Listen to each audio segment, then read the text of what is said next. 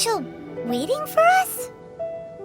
The time has finally come. Though it brings main Fräulein no joy to do so, there is something she must announce to the assembled populace. My loyal servants, one must bid you adieu till such time as I beckon you once more. Though we have faced many trials and tribulations together, you have all shown commendable courage in the course of duty. I feel a breeze now blows upon this place, and I feel that it blows in your honor. What? You're just gonna bail on us? With the arrival of this giant meteorite, many more people have succumbed to the slumber. Strong as the soldiers may be, they are struggling to cope, and there is demand for volunteers everywhere we turn. Main Fräulein and I shall tend to the victims on the soldiers' behalf. The rest of this investigation we place in your capable hands. Goodbye. You are a good listener. I enjoy chatting with you. To be honest, most of the other adventurers in the guild only ever talk to me when they want to hear Oz's reconnaissance reports. This little journey we had, it was a great adventure. I'm just sorry that it has to end so abruptly. Huh? You're talking a little weirder than you normally do. Oh, yikes! What am I doing? I totally broke form! What Main Fräulein means to say is that the mystical mysteries that vex and perplex are bound to be effortlessly extinguished by the advent of your commendable courage and wondrous wisdom. And now Oz's translation is the one that sounds all kooky.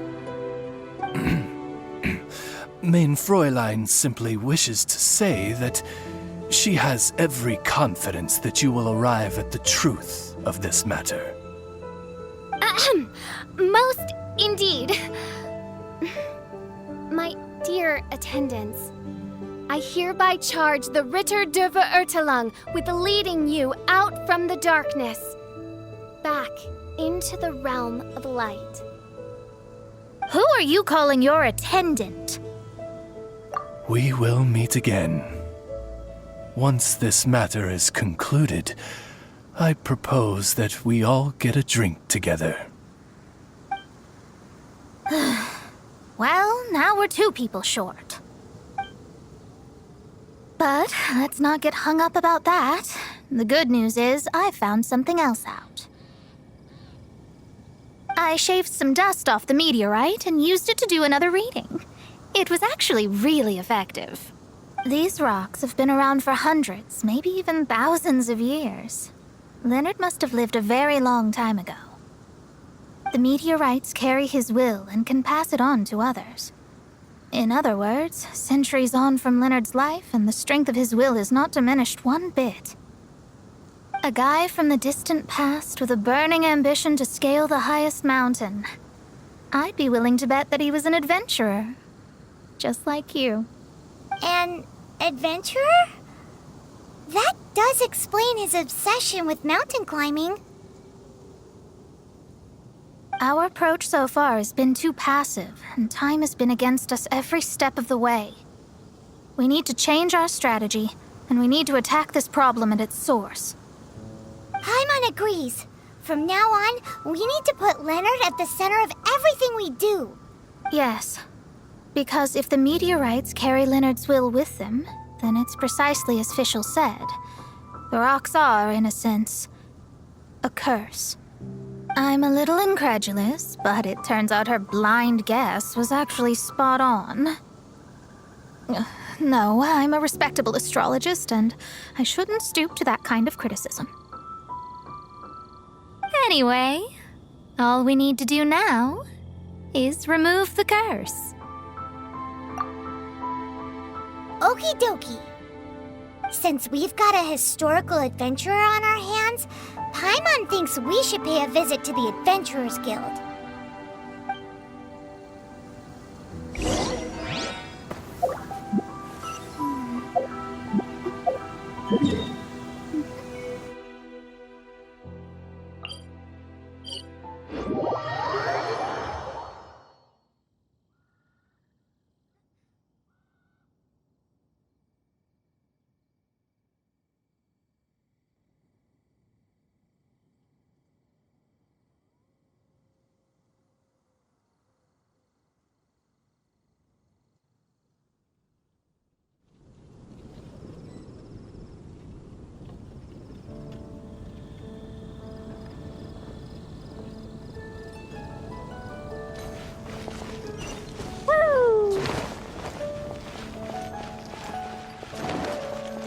Oh, it's you!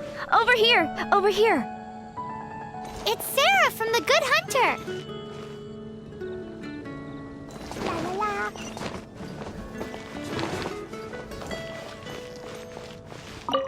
Our records show that there have been many adventurers by that name over the years. It is impossible to know which one you refer to. However, I do recall that there is a book in the library authored by someone called Leonard. Perhaps you should take a look?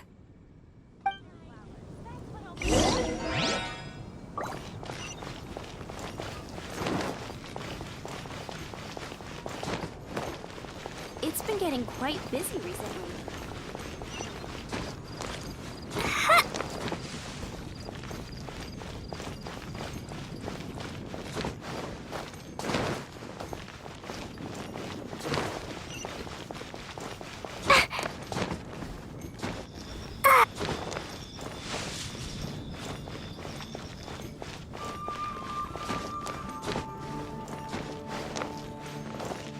La la la.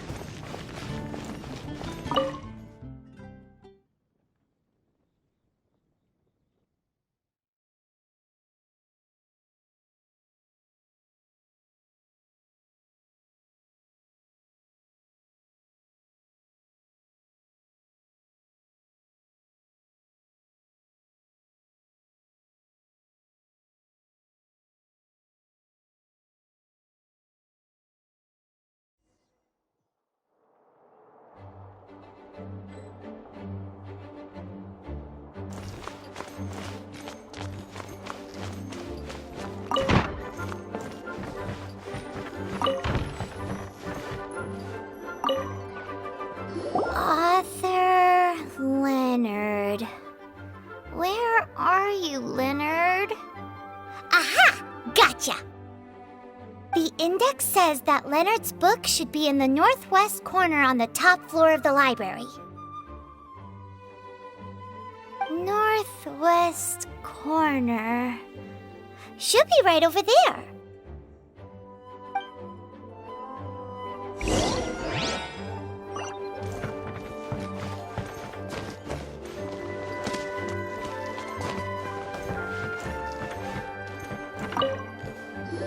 Found it!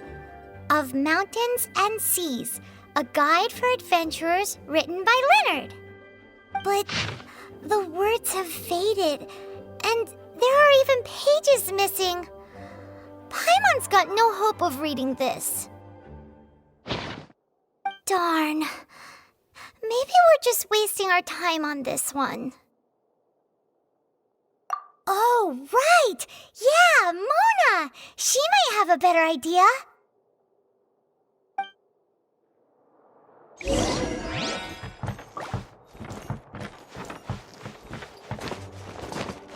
La la la.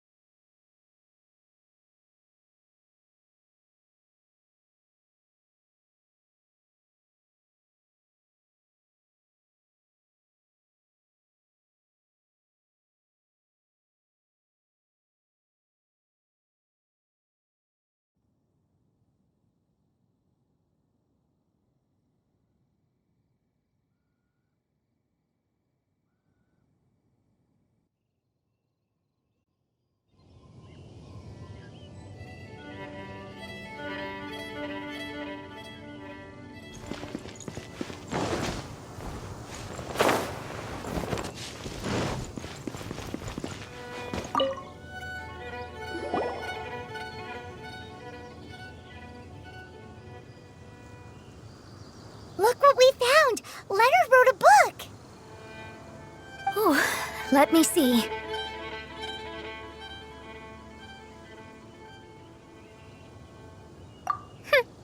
I could have predicted as much. Your average astrologist would definitely give up at this point. But I am Mona, progenitor of the future of astrology. Nothing can stand in my way. I simply need to deduce the missing portions with my astrolabe, write them in, and then decipher the text.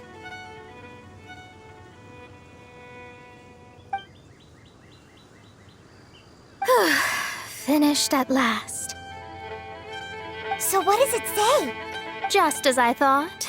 Leonard was an adventurer who lived 2,000 years ago. His lifelong dream was to reach the summit of a mountain called Pylos Peak. 2,000 years? So the constellation that caused the meteorites is from 2,000 years ago? Somehow, for some reason, this constellation was summoned down from the sky. I suspect that the Fatui have something to do with that part. Paimon thinks so too. Whenever something shady happens, you can bet the Fatui are involved. The meteorites harbor elemental energy, which radiates out and lulls people to sleep by some means akin to hypnosis. And if I'm guessing correctly, there should be some sort of core meteorite among the bunch, within which is a crystal that harbors Leonard's spirit. Well, if I were Leonard, I would want to make sure the core lands right on the snowy summit that I never made it to while I was alive. So the core should be at the top of Pylos Peak? Where is that? Paimon's never heard of it before. It's the first I'd heard of it too, so I compared the map from the book against the current topography of Mondstadt. Apparently, Pylos Peak no longer exists. Are you trying to say that the tallest mountain Paimon's never heard of just disappeared? I once read somewhere that the Animo Archon, Barbados, once used his divine power to mobilize the winds and blow the ice and snow from the face of the earth. The whole landscape of Mondstadt was changed in the process. The mountains of that age were replaced by the vast stretch of ocean we see today. Still, a mountain that high, drop it into the ocean and it'll still leave a trace. The summit still reaches just above the water's surface, so the place known as Pylos Peak in Leonard's day is today known as Musk Reef.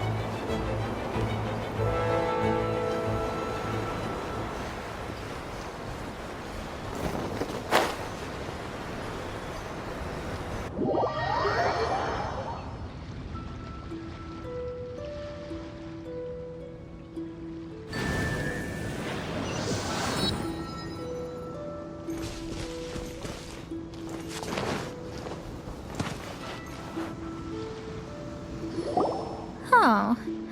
So, this is Pylos Peak. Not much to show for itself now, eh? Looks like someone beat us here. Is this like a popular tourist spot, or... Ah, it's you! Huh? You again. Look at the state he's in. Was he in that dream just now? He managed to extricate himself from the dream on his own strength? How is that possible? Just because you are powerless to do something does not mean that I am. You're too late anyway. I finished my research. We knew it! This was all a dirty trick by the Fatui! Save it! No more fun and games for me today. I'll come for you when I'm good and ready. You entered the dream they've all been having, didn't you? How much do you know about Leonard? Leonard? Who's Leonard? Whatever. I have bigger fish to fry. I've discovered something far more important and far more terrifying. What? The stars, the sky, it's all a gigantic hoax. A lie. The stars are a lie. What are you talking about? Is this some kind of astrological debate between you and Mona? Because if so, surely you can come up with a better argument than the stars are a lie. Seriously, who's gonna fall for that one when you can just lift your head up at night and see them up there twinkling away? Oh, you are so naive, it kills me. Still, can't really blame you. After all, I used to believe the same thing myself. Up until a few moments ago, that is. A few moments ago? You mean... Look, I really don't have the time to do this right now. What was the jester thinking? He must have had some inkling of what we might discover on this mission. Would it really have been so difficult to give me a little forewarning? Or maybe he just wanted to give me a fright. Time for me to go out and find the truth. So long, suckers. Oh, can you believe that guy? He calls us suckers and then he just trots off. No one disrespects me. No one! Ugh. Time to show them what you get when you cross world-class genius with pure, unadulterated rage.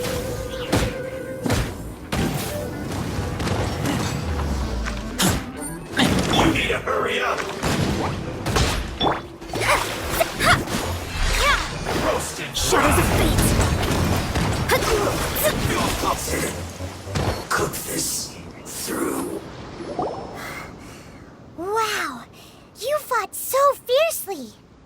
Told you. That's what happens when you disrespect me. You bet I am. Paimon, you agree too, right? Did I show those Fatui who's boss or what? Sure did. Without you here, those guys would have caused us a whole lot more trouble. See? How do you like that, Harbinger? Scumbag. He seemed genuinely shaken, though. I don't think he was lying. I was always taught to talk about the false sky during astrological readings. Could there be more to such phrases than I have been led to believe? I digress. Come on, let's finish the job we came to do.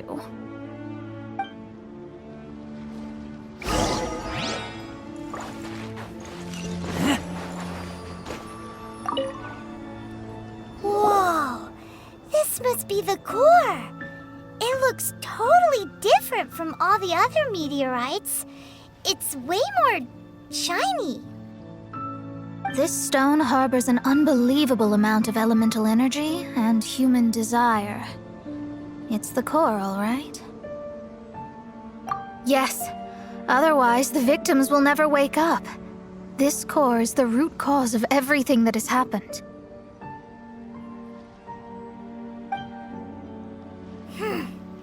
Do it!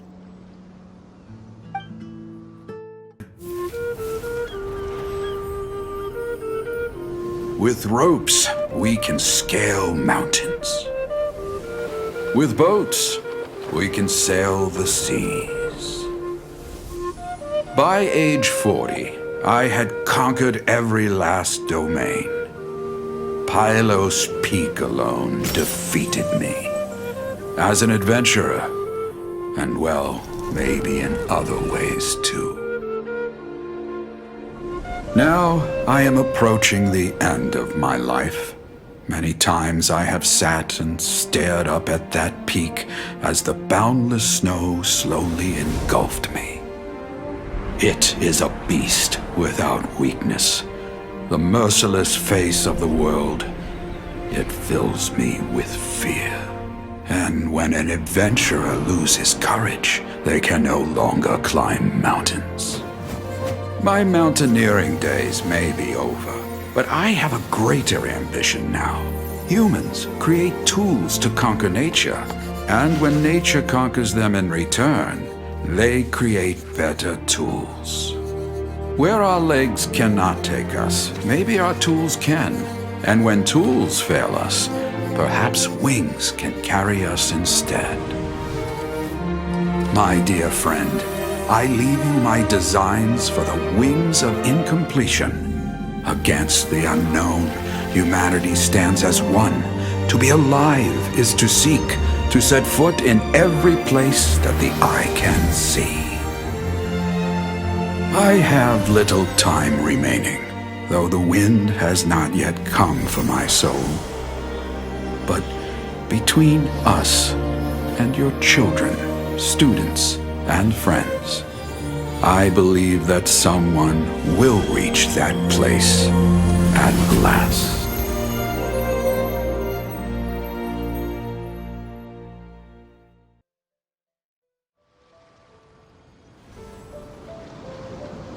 Wow. Well, that was unexpected. Who would have thought that human will can survive in the skies for millennia on end? Astrology really is an incredible thing. What makes you say that? The ability to communicate with the stars can give you access to all the secrets from throughout human history. Though, of course, very few astrologists ever reach that level. What's with the formal tone all of a sudden? And speaking of formal tone, what is the deal with that girl, Fischl? She's a curious one. Paimon thinks so too. She's so... how to put this? Yeah. Although, if you think about it, seems she was right all along. Is she one of these people who uses the wrong method but still gets the right answer? You may well be right. Even so, Paimon thinks that the most surprising thing of all was how Pylos Peak turned into a teeny tiny little island. A mountain of yesteryear now sits as an island in the sea. Almost anyone from Mondstadt could reach it now, just by jumping in a boat. In other words, everyone can climb Pylos Peak now. Do you think Leonard would be happy about it? The situation with Pylos Peak might be a bit of a shock. But now, with the help of the Animal Archon, the people of Mondstadt are able to glide. With wings, people can travel further and higher than ever before and explore new and unknown places. The victims should finally start waking up now that we've dealt with the core. And we have finally finished our commission from the Adventurers Guild.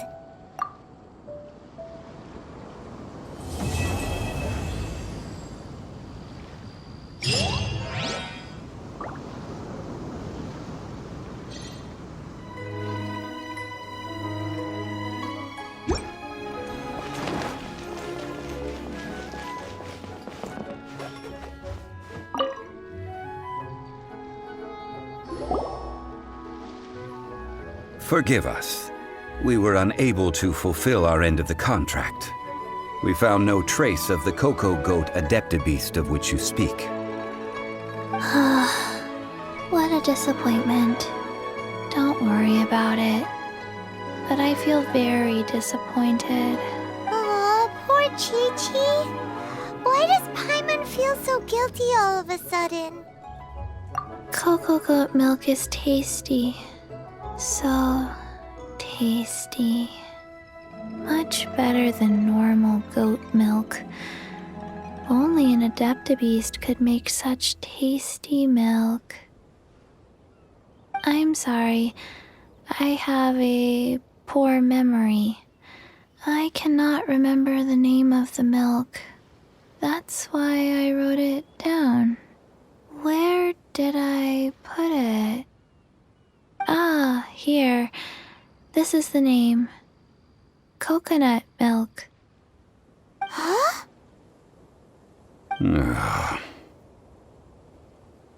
I owe you both an apology.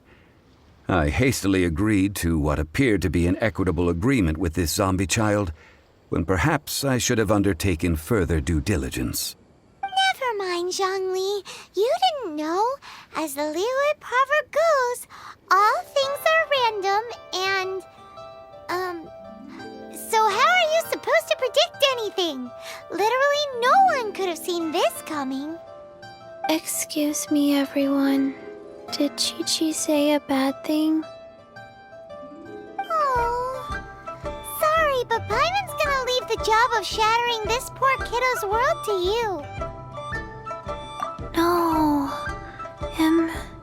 Impossible. Seems Chi-Chi took this pretty hard.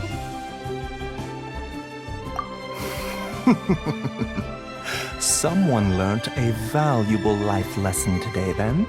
Thank you all for looking after my little Chi-Chi. Might I ask who... Ah, how rude of me. I'm Baiju, boss of the Boo Boo Pharmacy. Paimon thought Chi-Chi was the boss. Turns out it's some wacko who wears medicinal ingredients around his neck. What a sorry state of affairs. This little mascot is even more of a simpleton than Chi-Chi. Ah! The snake is speaking! I prefer to stay silent, but faced with strangers, I must speak, lest you mistake me for an escapee from the medicine cabinet, for I am a living, breathing serpent! Don't mind Chung Sheng. She's a good girl, really. As for you three, communal chaos causing with Chi-Chi aside, what business brings you here? Do you sell everlasting incense in this fine establishment? Everlasting incense? Why, of course we do. Whew, at last! Things are finally starting to come together. 3 million mora. Top quality. Guaranteed. You might as well just rob the Golden House! Oh, but the Chising have taken it over for now. Security will be tighter than usual. 3 million. An innocuous number in and of itself, though practically speaking, it could be a hard sum to come by. It's a crazy number. We'd never be able to make that much, Mora. And as for Mr. Zhongli, he's around 3 million short. This is correct. What are we gonna do? Is this the part where we go crawling back to child?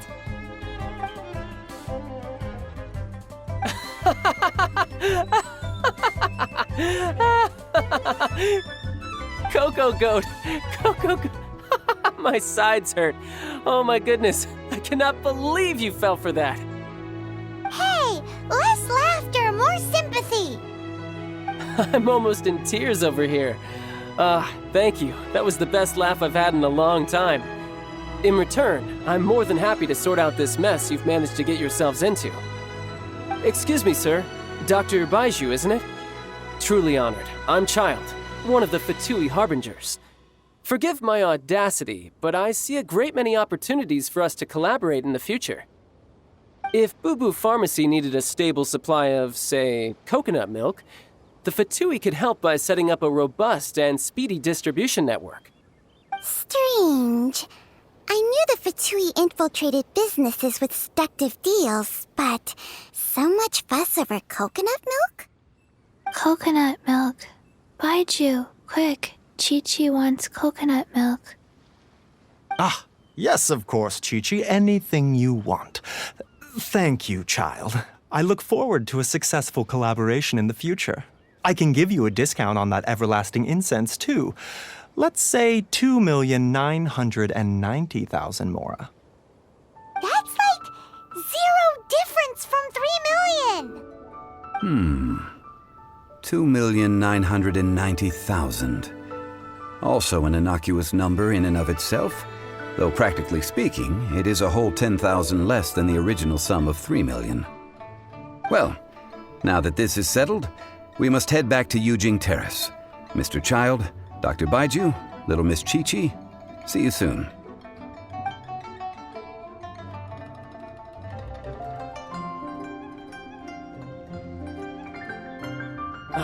That lot is an absolute riot.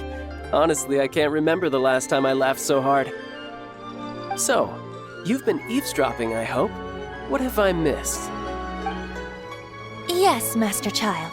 They spoke of the Qixing taking the Golden House. Well, Ningguang and her Qixing cronies. What else would they be hiding in the Golden House, if not the Exuvia? I apologize, but I warned you, didn't I? As the old Liyue saying goes, the walls have ears.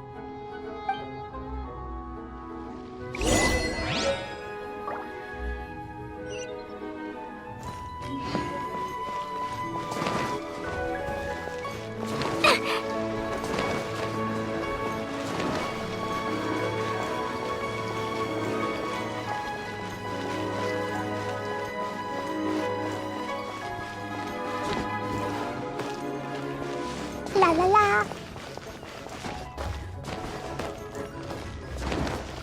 Oh, wonderful.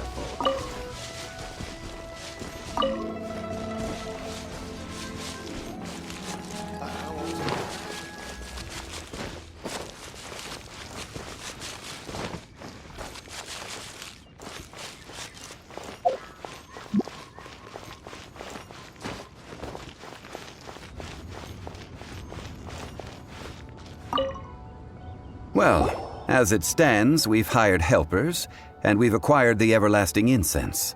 The completion of our preparations is not far off. Whew, finally. Well, traveler, have you gained anything from our adventure so far? Odd?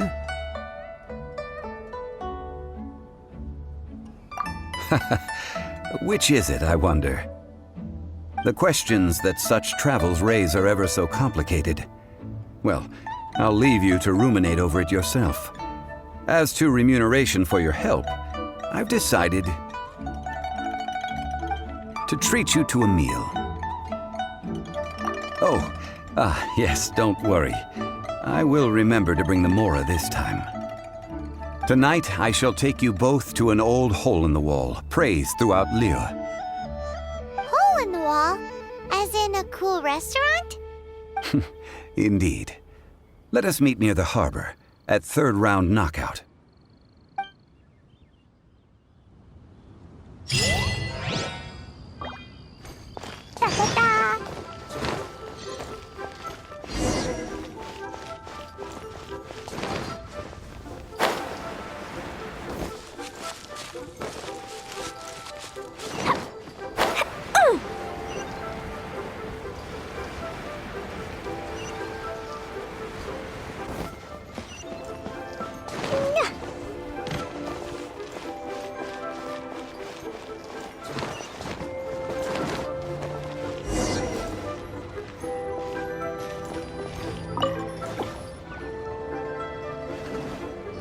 Ah, you're here.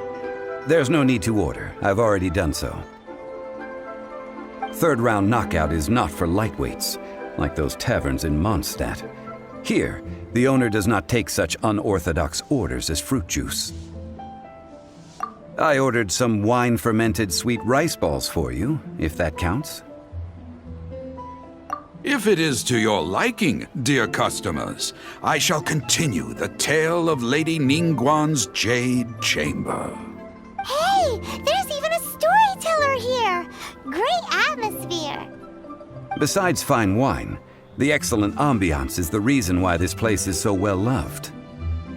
But when I say ambiance, I refer to a different sort from the one the Tevat travel guide uses to judge other establishments. As you all know, high above the land of Liyue lies a pavilion in the clouds, a palace in the mist. What does it mean to have all-seeing eyes? This, my friends, Lady Ningguang's masterwork that bridges earth and sky. Imagine, the weather is clear, and you gaze down from the deck on the world below. Behold! The glorious sights of Liyue Harbor, stretching out far and wide. They say that when Lady Ningguang ponders important affairs, she retreats to her jade chamber with none but her 3 closest confidants in tow. Why brings she these trusted 3 to sift through sources, dig through documents, looking for information? Piece by piece, facts and figures paint a picture on the walls of the chamber. But well before the wall is filled, Lady Ningguang's mind is made up. Having made her call, she has every last document shredded, and whoosh, she scatters the shavings out her window. Ah, look at them, how they billow in the wind like a sudden swirling blizzard. As the fragments fall, traces of text flicker before the eyes of the merchants of Liyue, like ink stains in white snow. The saying goes, the rarest treasures in the land are the words brought by the paper snow. For the words of the Tianquan have the power to move mountains, and all throughout the land know it.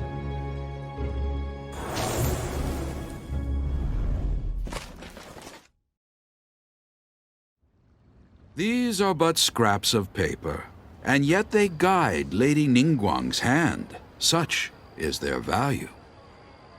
Merely grasping 1 or 2 of them will surely gift you a fragment of her wisdom, enough to stay a step or 2 ahead of your peers. Tianquan Ningguang. Feels like we're hearing this name a lot. Liyue locals talk about her. The Fatui hate her. She's most likely the one who hid the exuvia, and we saw her at the rite of dissension. Huh. Paimon wonders what sort of person she is. At last I have found you. You who returned from Jueyun Karst. Who's there? Wait, I am not with the Millilith, nor am I here to claim your bounty. However, I am an emissary of the Liyue Qixing. My name is Ganyu, secretary at the Yuehai Pavilion, and I have come specifically to meet you. Well, in concrete terms, I am the corporate secretary for the Qixing. At the moment, I am serving as Lady Ningguang's special emissary. Ningguang sent you? We were literally just talking about her. My apologies, you who have returned from Jueyun Karst. I am duty-bound and cannot extend my courtesy to you in full. But I have with me a letter from Lady Ningguang. She extends a formal invitation to you in her capacity as Tianquan. She invites you to her palace in the sky. An official invitation? Lady Ningguang said this. Invite her to come here. I wish to meet her. At the Jade Chamber, together we shall snip every one of these entwining dark threads.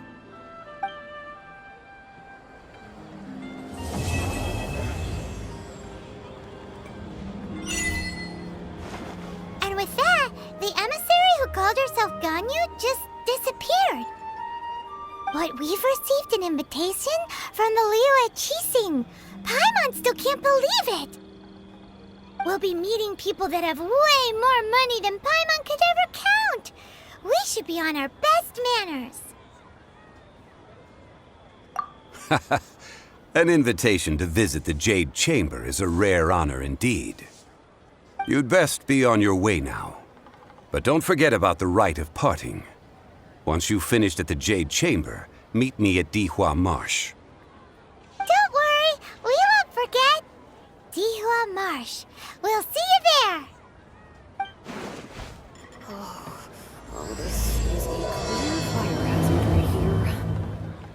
A toast to our success. Listen, let me tell you how it is.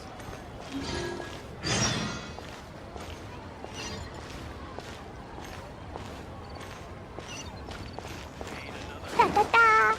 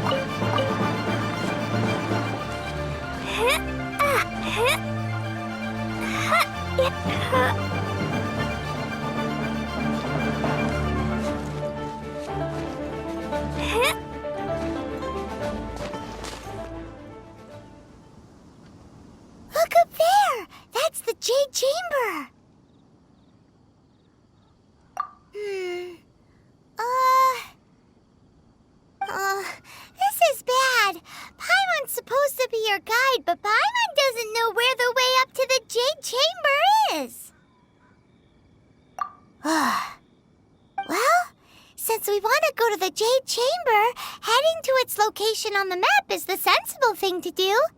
Let's look around. There has to be a way up there nearby.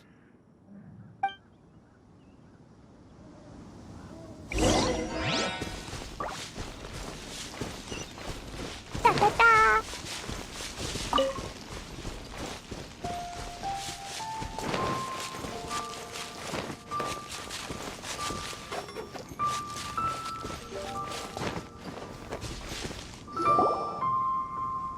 Hey, look! There's some sort of mechanism thingy. Since this is the right place, it must have something to do with the Jade Chamber. Yes, this must be the way.